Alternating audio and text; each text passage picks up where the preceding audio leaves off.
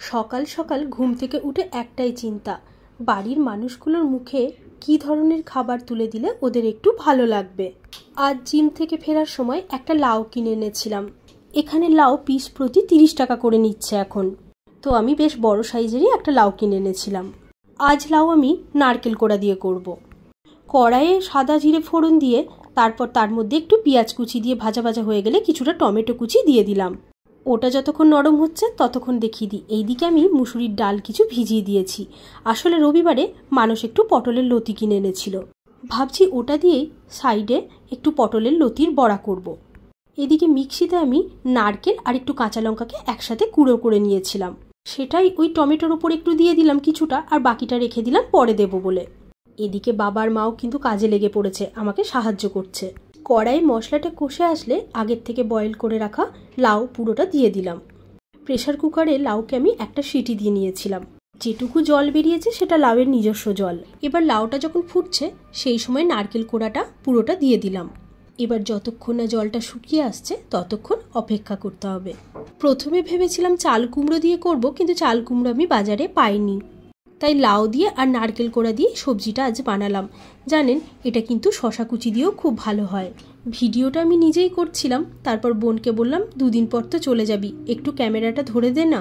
এখন মাঝে মাঝে ওই আমার ক্যামেরা ধরে দেয়।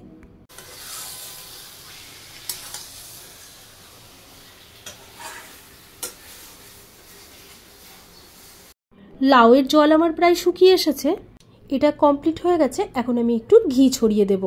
লাউয়ের সাথে ঘিয়ের গন্ধ অসাধারণ লাগে। কেমন লাগছে আজকের লাউয়ের সাথে নারকেলের এই রেসিপিটি? চলুন এটাকে সাইডে রেখে দিই। এবার আমি পটলের লতির বড়াটা করে ফেলি। মা আর বাবা পাতাগুলো বেছে দিয়েছে, আমি এটাকে ভালো করে ধুয়ে নিয়েছি।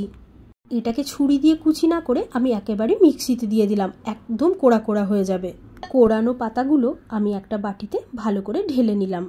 পাতাগুলোকে একটু নুন মাখিয়ে কিছুক্ষণ রেখে দিলে যে জলটা বের হয়ে যায়, সেটা করলে ভালো হতো। আমি আজকে আর সেটা করিনি, একেবারেই করে ফেললাম। সকালে যে মুসুরির ডালটা ভিজিয়ে রেখেছিলাম সেটাকে এবার ভালো করে পেস্ট করে নেব। একটু লঙ্কাও দিয়ে দিলাম। কোড়ানো পাতার মধ্যে ওই মুসুরির ডালের পেস্টটা দিয়ে দিলাম। এখানে বেসন অ্যাড না করলেও চলে, আমি তাও একটু সামান্য অ্যাড করেছি ভালো সেন্টের জন্য। এরপর এতে নুন আর হলুদ অ্যাড করে দিলাম। এরপর সমস্ত উপকরণের সমেত ওই কোড়ানো পাতাগুলোকে ভালো করে চটকে চটকে মিশিয়ে নিতে হবে। আপনারা চাইলে একটা পোলট্রির ডিমও কিন্তু এর মধ্যে মিশিয়ে দিতে পারেন। এবার আমি পটলের লতির বড়াগুলো একটা একটা করে ভেজে নেব। গরমকালে ঠান্ডা জিনিসের পাশাপাশি তেতোও কিন্তু দারুণ লাগে। ছোটবেলায় আমার বাপের বাড়িতে শিউলি গাছ ছিল, সেখানকার পাতা দিয়েও মারা খুব সুন্দর বড়া করত। এখন আর কতদিন সেগুলো খাইনি। কি সুন্দর হয়েছে দেখেছেন বড়াগুলো, বেশ বড় বড় না? যত পদই রান্না করি, মাছ না হলে কি আর বাঙালির চলে? আমার বাবা আবার মাছ ভাজাটাই বেশি পছন্দ করে ঝাল ঝোলের থেকে, তাই মাছগুলো ভেজে নিলাম। এবার আমি দেখাবো আজ দুপুরের লাঞ্চে আমি আমার নিজের জন্য কি রান্না করলাম।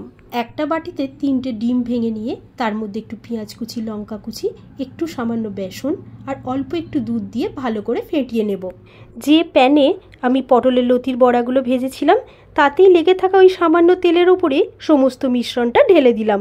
এরপর কিছুক্ষণ ঢাকা দিয়ে নিলেই ব্যাস আমার রেডি। এ দেখুন এক সাইডটা তৈরি হয়ে গেছে, কতটা ফুলেছে। আবার একবার কিছুক্ষণ ঢাকা দিয়ে নিলেই আপনাদের দেখাচ্ছি কতটা ফুলেছে, দেখেছেন? ওয়াও! চলুন এবার আমি আমার খাবারটা বেড়ে নিই। আজকে লাঞ্চে আমি রেখেছিলাম এই সামান্য বেসনের ডিমের এই কি বলবো পরোটা, 2টো পটলের লতির বড়া, সামান্য শসা আর একটা মাছ ভাজা।